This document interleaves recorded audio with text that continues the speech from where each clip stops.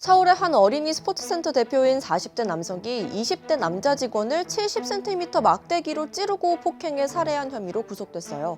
지난 금요일 오전 9시경 신고를 받은 구급대가 현장에 도착했을 땐 20대 직원은 이미 숨진 상태였는데요.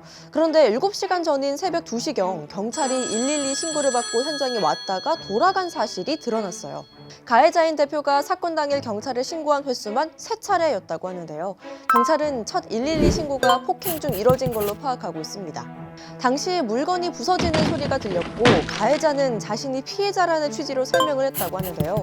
5분 뒤에는 전화를 걸어 웅얼대다가 끊었고 경찰이 도착한 뒤에도 대응이 허술하다고 항의하며 또 한 차례 신고했어요. 신고를 받은 경찰이 오자 대표는 횡설수설했고 당시 스포츠센터 바닥엔 피해 직원의 하의가 완전히 벗겨진 채 누워 있었는데요. 경찰은 술에 취해 잠든 것이라는 가해자의 말만 믿고선 숨을 쉬는지 확인하고 겉옷을 덮어준 뒤 돌아갔다고 합니다. 우리 직원인데 술 많이 취해가지고 지금 자고 있으니까 깨우지 마라. 나를 폭행한 사람하고도 관계가 없고. 경찰은 당시 현장엔 혈흔이 없었고 피해자의 몸을 함부로 수색하기 어려운 상황이었으며 CCTV도 대표가 거절해 확인하지 못했다고 해명했어요. 심지어 출동 당시 가해자는 경찰관들 앞에서 피해자의 머리를 쓰다듬기도 했는데요. 유족들이 확인한 CCTV에는 이런 모습이 모두 담긴 것으로 알려졌습니다. 국립과학수사연구원은 사망 원인에 대해 항문 부위가 막대기에 찔리면서 장기가 손상됐다는 1차 소견을 내놨고요. 경찰은 출동 경찰관 입장에서 살인범죄를 인지할 수 없었을 것이라면서도 국민 관점에서 미비점이 있는지 사실관계를 파악하고 있다고 밝혔습니다.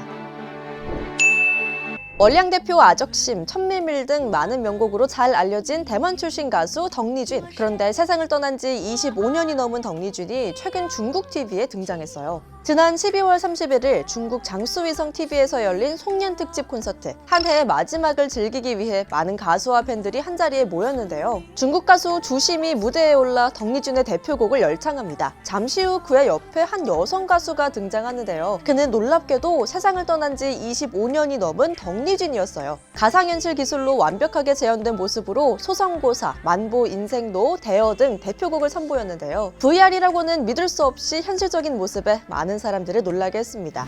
大家好，我是邓丽君，很高兴来到江苏卫视和周深一起合作，在这里祝大家新年快乐！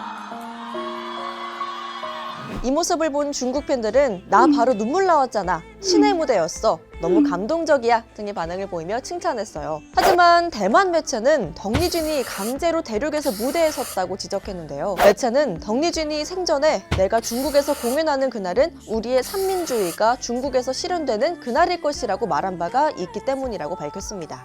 삼민주의는 프랑스 혁명의 자유, 평등, 우애에 영향을 받은 순원이 제창한 신의 혁명의 기본 이념인데요. 대만 누리꾼들 또한 고인에 대한 무례한 행동이다, 덕리준 중국 간 적도 없잖아, 이런 식으로 강제 출연시킨다고 등의 반응을 보였다고 합니다. 한편 덕리준의 노래는 1983년까지 정치적인 이유로 중국에서 금지되기도 했어요.